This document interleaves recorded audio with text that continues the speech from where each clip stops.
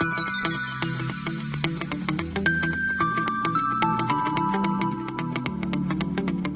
everyone, welcome back to the video tutorial series of the operating system. I am your instructor Varshata. Let's start our lecture series. Today we are starting the new unit, that is unit number 6, memory management. Okay, so today we are starting with this new unit, that is memory management. At the end of this video, you will be able to learn about what is memory, and then we will see the memory management requirement. Okay, so let's start with this.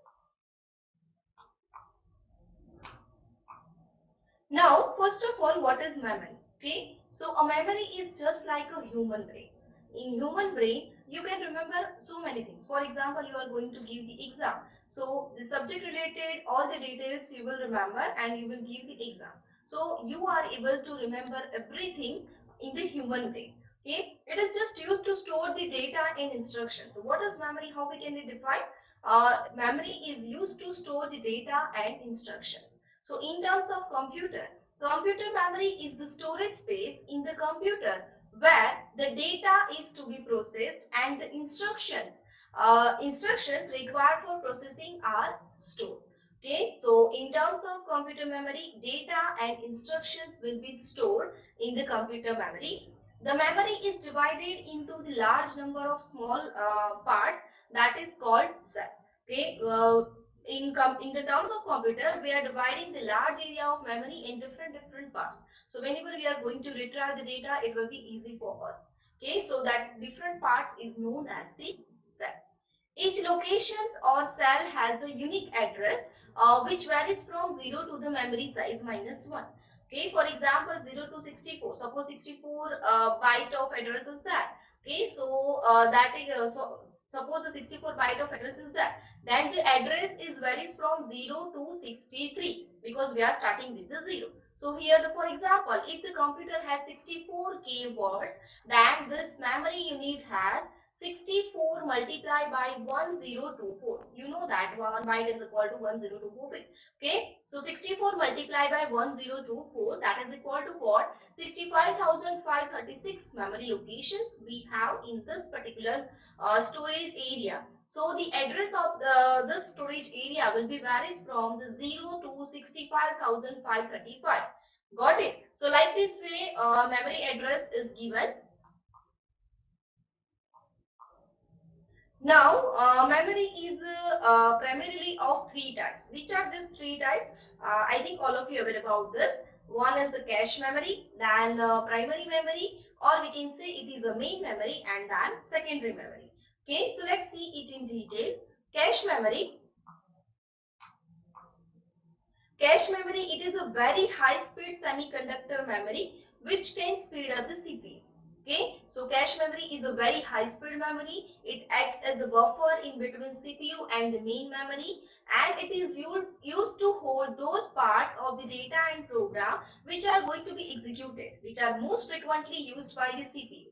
Okay, so most frequently used by the CPU, that type of data will be stored in the cache memory, because the cache memory is a very fastest memory. So whenever the computer needs such type of data, it can directly retrieve from the cache memory. Now next is a primary memory, or we can say it is a main memory. Okay, so primary memory holds only those data and instructions on which the computer is currently working.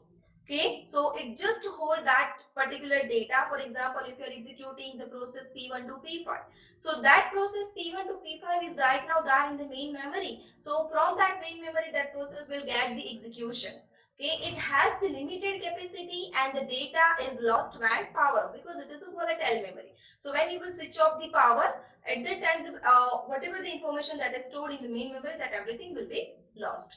The data and instructions required to be processed resides in the main memory. So it may be possible that suppose process P1 to P5 is there in the main memory, and now any other processes come for executions. So at that time there is no space in the main memory. So what we have to do? We have to swap out the old processes and we have to swap in the new processes. Okay, so such type of operation is needed when the program is there in the execution and when there is no space in the main memory. It is divided into two subcategories, which are RAM and ROM, that is read-only memory and random access memory. Now, next is the secondary memory. Okay, so this type of memory is also known as the external memory or non-volatile, because when you will switch off the power, so it will not lost. Okay, whatever the information you have stored on the, for example, this storage, CD-ROM, etc., that information will be resides in that particular storage, and whenever you want to retrieve that, you can retrieve from that storage. Okay, so it is the non-volatile memory. It is slower than the main memory. These are the use for the storing data informations permanently. CPU directly does not interact with the physical storage, so it will interact with this storage using the some input output routines, and some logical address will be generated for accessing such type of memory. The content of secondary memory are the first transferred to the main memory, and then the CPU, and CPU can access it. Okay, so content of the disk storage will be transferred to the main memory when there is any executions of that particular program, and from that main memory CPU can access it and it can execute it. For example, disk storage, CD-ROM, DVD, etc. are the example of the secondary memory. Now, next is the memory management requirement. Okay, so what is the memory management requirement? Why we need it? Okay, so memory management keeps the track of the status of each memory locations, whether it is allocated or free. Okay, so memory management keeps the track of each and every locations, whether this allocation is free or whether this allocation is located to any other process. And if space is not free in the system, in the main memory, or for the program for the execution, so at that time the memory management will free that memory for newly arrived process.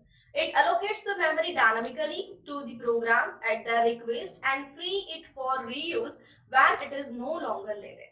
Okay, so when program completes its execution, it will free that particular area of the memory that is acquired by that particular process. Why? Because if newly arrived process will not get the free space, then that process will not be executed. So that's why it just destroy that particular space. Memory management mean to satisfy some requirement that we should keep in mind, which are relocation, protection, sharing, logical organization, and physical organization. Okay, so these are the concept that we have to keep in mind when we are doing the memory management requirement. So let's see it in detail. What is the meaning of this? Now next is the relocation. What do you mean by the relocation? Okay, the available memory is generally shared among a number of processes in a multi-programming system. So it is not possible to know in advance which other programs will be resident in the main memory at the time of execution of this program. Okay, so the available memory generally shared among all the processes in the multi-programming system. So it is not possible in advance which memory locations will program get for the executions. Okay, it may be possible at the same time at the same time no space is there in the memory area. So at that time some process will be swapped out and newly arrived process will be swapped in.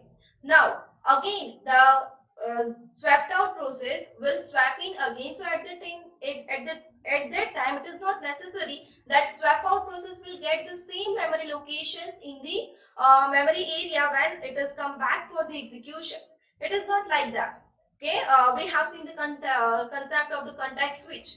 Okay, so all of you aware about this. Process will swapped out and process will swapped in again. Okay, so at that time what will happen? Every time the process will not get the same address. So every time process will be relocated at different address. So program relocation is necessary in the memory management.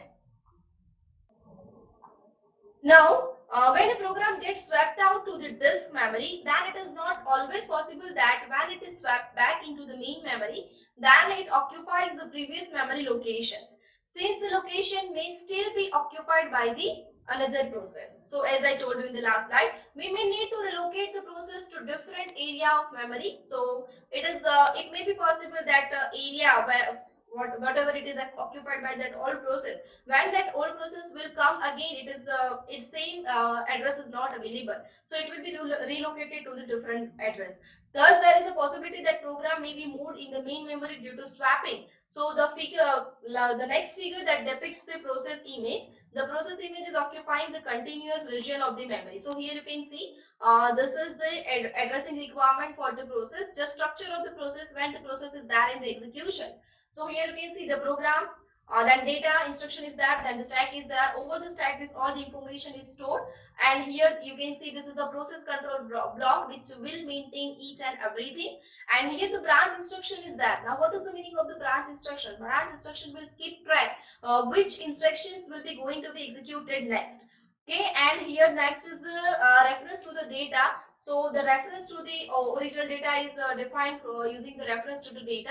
And here you can see this is the entry point of the program, and this is the increasing addressing. Okay, from 0 to, for example, 64 bit is there. So from 0, 1, 2, 3 up to 63 is there. Okay, so this is the just addressing requirement for the process. Now, relocation again continue. The operating system will need to know many things, including the location of the process, control information, the execution stack, and the code of entry. Okay, so that everything that we have defined in the figure that is listed over here. Okay, and now what is the meaning of the branch instructions? So as I told you, branch instructions contain the address of the next instructions to be executed, and that data reference instructions contain the address of the bytecode of the data referenced. Now next is the protections. Now what do we mean by protection? When we have two programs at the same time, there is a danger that one program can write to the address space of the another program. So in manner, every process should be protected against unwanted interference by the other process. Now what is the meaning of this? For example, process 1 is there in the execution. Now process 1 is there in the stored in the memory area from where it is going to be executed. Now another process 2 comes for the execution. So at that time, operating system have to take care that process 2 will not be override on the address of the process 1. Okay, so operating system have to take care about this, that on a newly arrived process will not be override to the process that is already there in the memory. So protection should be there. Now satisfaction of the relocation requirement increase the difficulty of satisfying the protection requirement. And CPU time to support the absolute addressing for such type of processes that is newly arrived, and we have to protect the overwriting of that process. Okay, so which means that the code runs differently when they loaded in the different place. Now, this is not possible to check the absolute address at the compile time. It is not every time possible that you can check the absolute address. That means from where the program is going to be executed. That is known as the absolute address. Okay, so most of the programming language allow the dynamic calculations of this address at the runtime. So when you are going to compile the program, at that time you will not get the absolute address from where the program is going to be executed. But when you will run the program, so at that time you are able to know, means the operating that program has its absolute address from where the program is going to be executed. Now the main memory protections, the memory protections requirement must be satisfied by the processor rather than the operating system, because operating system hand over this program to the processor when there is a when the program is there in the execution. So everything that should be taken care by the processor when there is a program in the execution. Now next is the sharing. Now what is the meaning of the sharing? Protection mechanism must have the flexibility to allow the several processes to access the same portion of the main memory. So for example, let's take an example to understand this.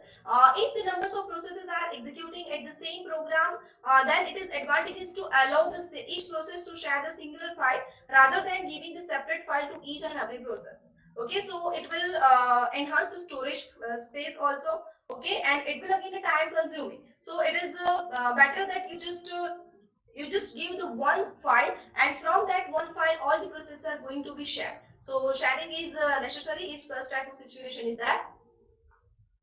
And it is the task of the memory management to allow the controlled access to the shared area of the memory without compromising the protection. Protection should not be compromised when we are using these sharing capabilities of the memory management. Now next is the logical organizations. Okay, we have two terms, logical organization and physical organization. Now what is the logical organization? Main memory is organized in the linear, or it can be one-dimensional address space which consists of a sequence of the bytes or words. Okay, so most of the programs can be organized into modules. Some of those are modifiable and some of those are the non-modifiable. So that every program that have the address that is known as the logical address. To effectively deal with the user program, the operating system and computer hardware must support a basic module to provide the required protection and sharing. Now, logical organization have the following advantage. One is what the modules are written and compiled independently if they have their own logical address. All the references from one module to the another modules are resolved by the system at a runtime. Then different modules are provided with the different degree of the protections. And another advantage is what there are mechanisms by which modules can be shared among the processes. Okay, so sharing can be provided on a module level, so that lets the user specify sharing that is desired. So these are the advantage for the when we are using the logical addressing for each and every processes. Now next is the physical organization. So what is the meaning of the physical organization? Still, just in starting we have discussed the different types of the memory. So that is what again the types, that is what again the structure of the physical organization.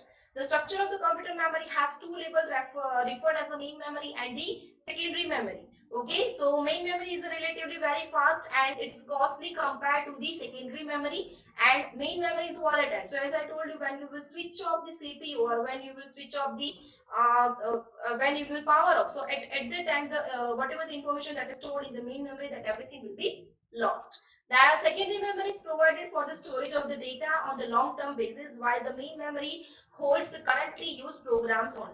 So whatever the data you are going to be stored in the secondary memory, that will be available for a long time. So in this video we have learned about what is memory, and then we have seen the memory management requirement.